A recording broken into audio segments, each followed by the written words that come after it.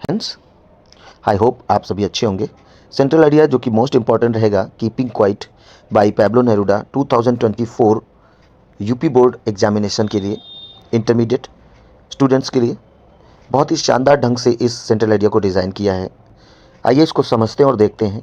Most important रहेगी और सबसे जो बेहतरीन बात है ये कि आप इसे आसानी से लर्न कर पाएंगे।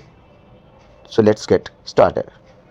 The poem keeping quiet has been beautifully composed by Pablo Neruda. आपको यहीं से शुरू करनी है पोएम की, क्योंकि आपने सुना होगा first impression is the last impression. तो ये जो स्टार्टिंग पॉइंट है ना, वो बिल्कुल भी गड़बड़ नहीं करना है और आपको स्टार्ट करना है द पोएम, पोएम का नाम, then has been beautifully composed by, फिर पोएट का नाम।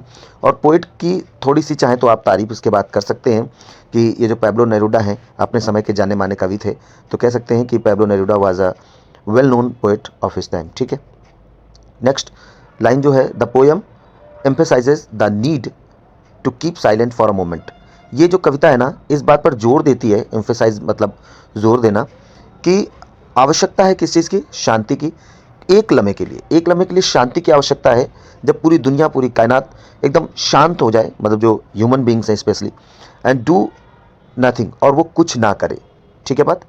It calls for self introspection, ये की वर्ड है इस पोएम का, है ना, जिस पे आधारित है ये पोएम पूरी टोटल। तो ये ऐसी शांति कवि क्यों चाहते हैं? ताकि व्यक्ति सेल्फ इंट्रोस्पेक्ट कर सके, आत्मनिरीक्षण कर सके, सो दैट ताकि we can understand what we are doing, ताकि हम ये समझ सके कि एक्चुअली हम लोग कर क्या रहे हैं।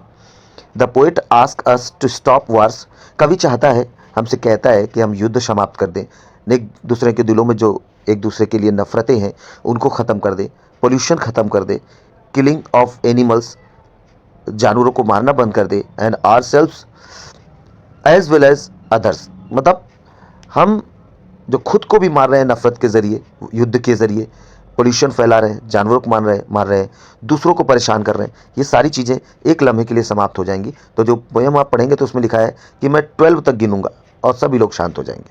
यहाँ पे जो की पॉइंट का है ना, उन्होंने कहा ये जो शांति की बात है मेरे द्वारा कही जा रही है, वो ये नहीं है कि आप निष्क्रियता से लगा लें, आप इसको डेड से लगा लें, डेड से मतलब नहीं है, बल्कि वो एक पीस की, एक मेंटल पीस की बात कर रहे हैं। ठीक है, आगे बढ़ेंगे। He wants us to spare some time to go deep into the soul. वो चाहते हैं हमसे कि हम थोड़ा इतना खाली समय निकालें, स्पेयर टाइम मतलब कुछ थोड़ा सा ऐसा खाली समय निकाल लें कि हम अपनी अंतरात्मा में, अपनी आत्मा में झांक सकें। ठीक है बात। For Neruda silence is a universal language. Neruda का ये मानना है कि जो शांति है ना, वो एक यूनिवर्सल सार्वभौमिक भाषा है। एंड हेंस, अतः व्हेन साइलेंस प्रिवेल्स, जब कहीं साइलेंस प्रिवेल्स मतलब मौजूद होती है, व्याप्त होती है, there will be no language barriers, वहाँ पर कोई भाषा की बाधा नहीं होती है, लैंग्वेज बैरियर्स नहीं होती है, कोई भाषा की बाधा नहीं होती है, और मिस कम्युनिकेशन या बातचीत में कोई मिसअंडरस्टैंडिंग या बातचीत का कोई जो वो है मिसअंडरस्टैंडिंग नहीं होती है, लोग एक दूसरे की बात को समझ पाते हैं, मिसकम्युनिकेशन नहीं होता है, लड़ाई झगड़ा नहीं होता है बातों के जरिए। Hence we will all be one without any greed और हेट। और अगर हम ऐसा करते हैं, एक लम्हे की शांति के लिए सभी लोग इकट्ठे होते हैं, इकट्ठे से ऐसे जहाँ कहीं भी जो है वो अगर शांति से अपने काम को 1 मिनट के लिए रोक देता है, जो भी कर रहा है उसको स्टॉप कर देता है, तो होगा क्या, बिना किसी लालच के, बिना किसी नफरत के, हम सब उस लम्हे पर एक हो जाएंगे। दे विल बी यूनिटी, एकता हो जाएगी, फ्रेटर्निटी, भाईचारा हो जाएगा। द पोइट बिलीव्स, कवि ये मानता है, that this silence will change are perspective, कि ये जो साइलेंस है ना, ये क्या करेगी, हमारे नज़रिए को, हमारी विचारधारा को, थिंकिंग को चेंज करेगी। Because it does not mean inactivity. देखो कवि यहाँ पे कह रहा है, जो बात हमने अभी पहले मेंशन करी थी, कि इसका मतलब ये नहीं है, इनएक्टिविटी का लेना देना नहीं है इससे, बट पेशेंस लाइक नेचर, बल्कि इस चीज़ का लेना देना है कि हमारे अंदर जैसा प्रकृति में धैर्य है, वैसा धैर्य थोड़ी देर के लिए आएगा। ठीक है, अब ये पोइटिक ब्यूटी, जैसे कि आप हिंदी में काव्य सौंदर्य लिखते हैं, वो ज़रूर लिखिएगा, और ये बहुत सिस्टमेटिक है। किसी भी पोएम के लिए ये दोनों पॉइंट किसी भी पोएम में आप फिट करिएगा। The language of the poem is musical and figurative. ये जो कविता है ना, इसकी जो भाषा है ना, वो म्यूजिकल है, संगीतमय है, फिगरेटिव मतलब अलंकार से युक्त है। ठीक है, और जाहिर सी बात है, कोई भी पोएम, कोई भी कविता बिना अलंकार के तो हो ही नहीं सकती। ठीक है, तो ये सभी पोएम के लिए सूट करेगा पोएटिक ब्यूटी में पॉइंट। इसके बाद it is a non narrative poem, ये नॉन नरेटिव पोएम है, और इंटरमीडिएट के अंदर सभी दी गई पोएम नॉन नरेटिव ही है।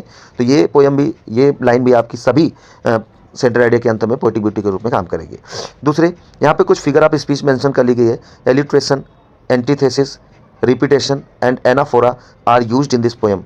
इस कविता के अंदर ये alliteration, antithesis, repetition, anaphora, figure of speech हैं जिनका प्रयोग किया गया है। अगर ये लाइन आप भूल भी जाते हैं तो कोई दिक्कत नहीं, अगर इनमें से 2 भी याद रह जाती हैं तो उनको मेंशन करेंगे, that will be very nice. And ये सेंट्रल आइडिया बहुत बेहतरीन रहेगा and one of the most important central ideas in your text book, ये सबसे बेहतरीन में से एक है।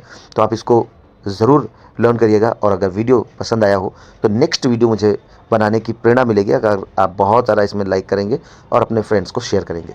ठीक है, बाय बाय, टेक केयर, मिलते हैं नेक्स्ट वीडियो में।